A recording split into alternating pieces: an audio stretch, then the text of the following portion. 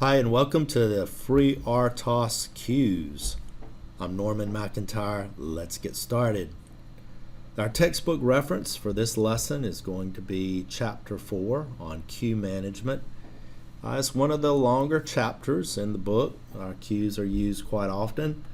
In fact, here's what we're going to cover. We'll begin with an introduction and scope about queues. We'll look at the characteristics of a queue, particularly as it relates to FreeRTOS. We'll look at using a queue.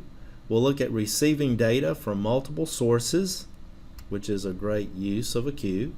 We'll look at working with large or variable sized data in a queue. We'll look at receiving from multiple queues, and then finally using a queue to create a mailbox. We mentioned queues briefly when we looked at software timers. We said the commands, when you send us a command to a software timer, is actually sent through a queue. Well, here we're going to see how you can use queues for your own applications. So let's begin section 4.1, the introduction and scope. The purpose of a queue is to provide communication. One thing it can be used for is communication task to task. And that's what's going to be covered in this lesson. How do you communicate from task to task?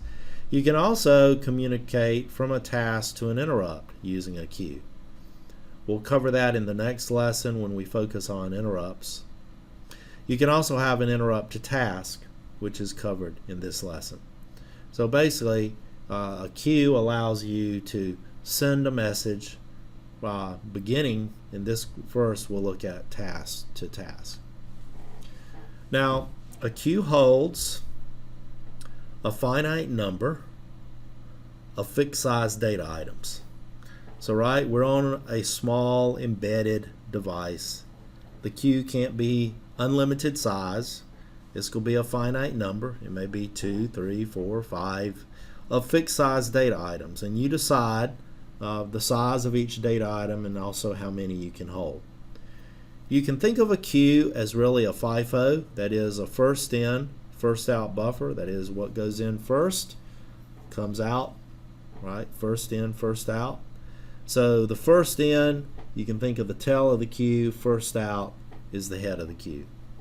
So going in, you're standing in a queue, right? You go to a fast food restaurant or you go to a sporting event and you maybe to the airport and you stand in a queue.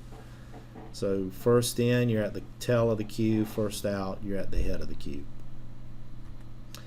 Okay, queue parameters at creation. When you create a queue, you're going to say the size of each item, and you're going to say the length that you want the queue to be. So the size of each item and the length of the queue. So here's an example. We have task A, and we know task is an independent function that's running. We have task A and we have task B. And the idea is task A wants to send something to task B. Well, a queue is used. We can create this queue. It'll allow task A and task B to communicate. In this particular example, we're saying the queue can hold a maximum of 5 integers. 1, 2, 3, 4, 5. When the queue is created, it doesn't contain any values, so it's empty at that point. Now we're running along, and at some point we want to do a send. In this case, we're going to send 10, and it will go into the queue. We're here at the head of the queue. Task A writes the value of the local variable. Actually, I say the head, it's actually the back of the queue. As the queue was previously empty, the value written is the only value in the queue, and therefore both the back and the front of the queue is the same thing, right? Because there's just one value in that. Well, you were running a little more, and then we write another variable. This time we do a send to the queue, and it gets put in next. So we had 10 first and then 20. Notice that the value written remains at the front of the queue, and this next value that came in gets put in to the next slot. And now at this point the queue has 3 empty spaces. Well, let's suppose task B is now ready to receive from the queue. So when it receives from the queue, it's going to receive whatever's at the head of the queue, which in this case was the first entry that was written, which was the 10. And so B receives this value, which was at the head, and in this case we're getting the 10. Now at that point you can imagine that what happens, the 20 is now at the head of the queue. Think the next time you go to the airport, you stand in the queue, right, to go through the maybe you're going through the TSA checkpoint, and each person gets serviced, and as they get serviced they're no longer in the queue. So you could think of each task running, grabbing someone from the queue, and now the queue has 4 empty slots and 1 entry here at the head. Now there are 2 ways to implement a queue. One, you could do a queue by copy, and what we mean by that, the data sent to the queue is copied into the queue. So when you look at those integers we just did, that integer example, we copied the integer into the queue. This is the method used by FreeRTOS. We just looked at that. But suppose you want to implement this queue by reference. In that case, the reference to data is sent to the queue, and this is not used by FreeRTOS. So FreeRTOS is set up where you send the data to the queue. Now, how about accessing a queue by multiple tasks? Well, the thing is, a queue is going to be an object, and so as an object it can be accessed by task. And you can have any number of tasks can write to the queue, and you could also have any number of tasks read from the queue. Now often it's a lot simpler than this. You may just have 1 writer and 1 reader, but the point is the architecture is set up where you could have any number of tasks writing and any number of tasks reading. Also, these can be accessed by interrupt service routines, of which we'll talk about more in another lesson. We'll have a whole lesson just on interrupt service routines. So the most common queue operation is to have 1 or more writers but only a single reader.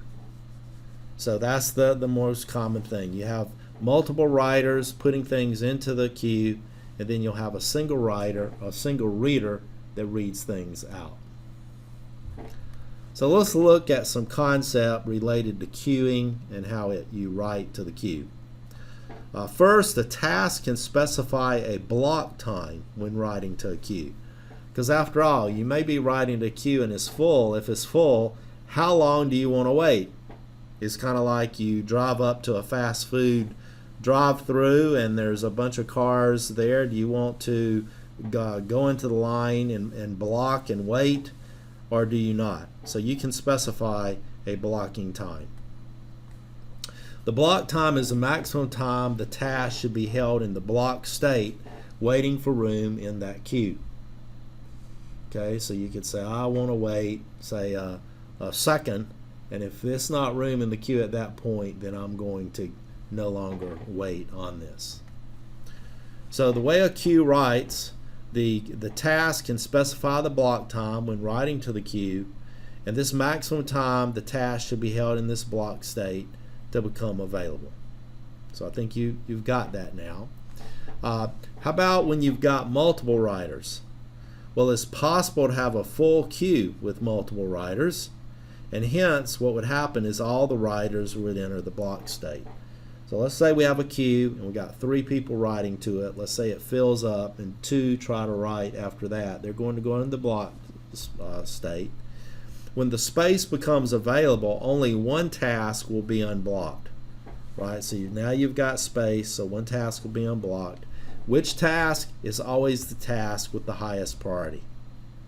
And let's say if the tasks are at equal priority, you'd pick the one that's been waiting the longest. Okay, it turns out queues can be grouped into sets, and the nice thing about this, you can allow a task to enter based on the set. So let's look more at the concept of sets. These queues get grouped into sets, and we said a task can enter the block state to wait for data from any queue in the set. So in other words, when you're waiting, you're saying here's a set of queues, and I'm gonna wait for any of them because that's part of the set. Now, related to reads and blocking, when a task reads from a queue, it can specify a block time. Just like we saw the queue writer can specify a block time, the queue reader can also specify a block time, which is the time the task will be kept in the block state waiting for data to enter the queue. In other words, you're waiting to read from the queue. Well, if there's nothing to read from, you'll block. The task will be removed from the block state and set to the ready state if the specified block time expires. So if you've waited too long, you're going to expire your time and you'll return back to the ready state. Now suppose you have a queue reads with multiple readers. If a queue has multiple readers, all will be in the block state until the data is available. So let's say we have a queue, we got 3 readers, there's nothing in the queue, then all 3 of those would be blocked. Only one task will be unblocked when data arrives. So we got the queue, a data item arrives, which one? The task with the highest priority gets unblocked. And just like we saw a while ago, if all tasks are equal priority, then the one that's been waiting the longest will become the one that is unblocked.